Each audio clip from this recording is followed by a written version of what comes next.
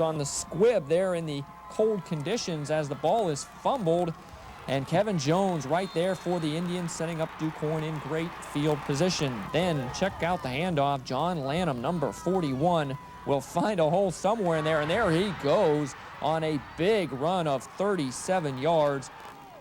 And then it's Matt Foster, quarterback, will keep it for Quoin, take it in the end zone. And as we check the scoreboard, the Indians are still at it.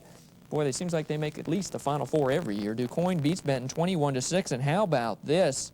The Harrisburg Bulldogs take care of Nashville at home 45-0. So they are still on track to get to the state championship game. Well, while the high school football season is winding down, the deer hunting season is just beginning. In fact, this was opening day in Missouri.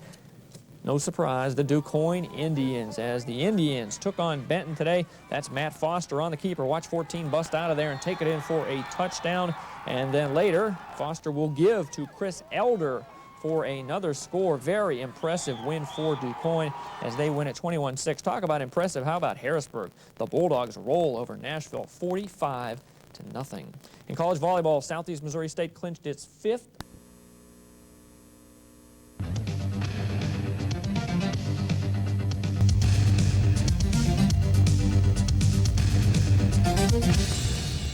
Sports Extra is brought to you by Rehab Unlimited at Memorial Hospital of Carbondale and Heron Hospital.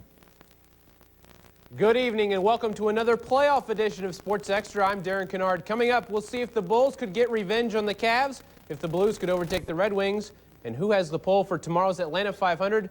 But first, we'll start with the 3A playoffs and the Route 14 quarterfinal. Well, when just 17 miles separate Quoin and Benton, but you couldn't tell the two teams be further apart when it comes to playoff history. The Indians entered the day looking for their 6th appearance in the semifinals over the last 7 years, while the Rangers rolled into the round of 8, advancing further than any team in school history. So let's sample some of the action. The Indians came out blazing after the Rangers fumbled the opening kickoff. Matt Foster's keeper from 9 yards out put Quoin up 7-0 just minutes into the game. Into the second we go. Chris Elder burrows in from a yard out. 14-0 Indians at the half. It stayed that way into the fourth, but the Rangers rallied then. Nick Batts, watch the incredible effort from the senior as he busts free for a 27-yard touchdown, trimming Quoin's lead to 14-6. But the Indians had all the answers today. Elder would slam the door shut with this 4-yard scamper.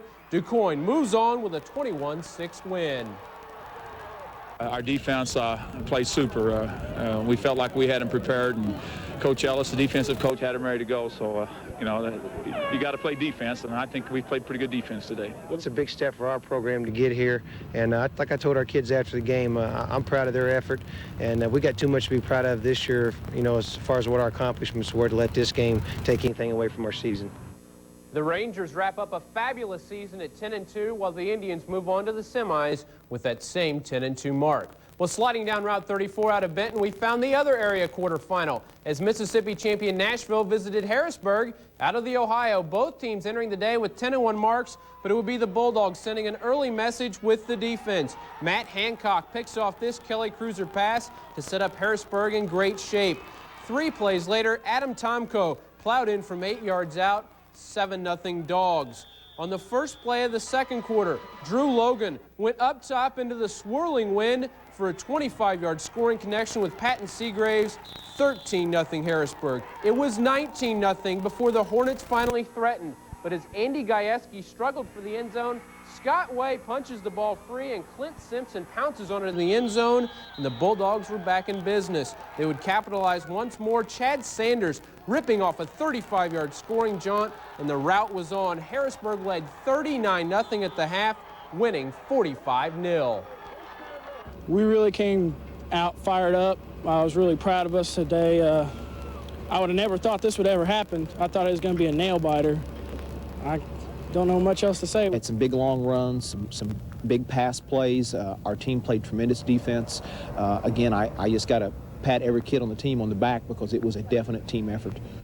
The Hornets end a great season at 10-2. The 11-1 Bulldogs will travel to Quoin next week with a trip to Bloomington at stake. As for the top half of the bracket, Marengo edged Spring Valley Hall 7-6, and Caneland beat Woodstock Marion 21-14. Now to the college game, where the Salukis closed out Jan Corliss' first season. Today at Southeast Missouri State, the Dogs built a 17-0 lead early in the third on Freddie Taylor's 36-yard fumble return.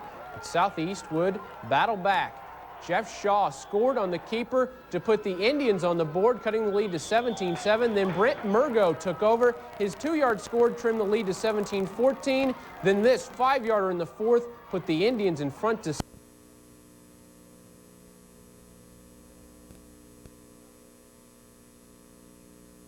Yeah, I know, but you're both tall. Ah,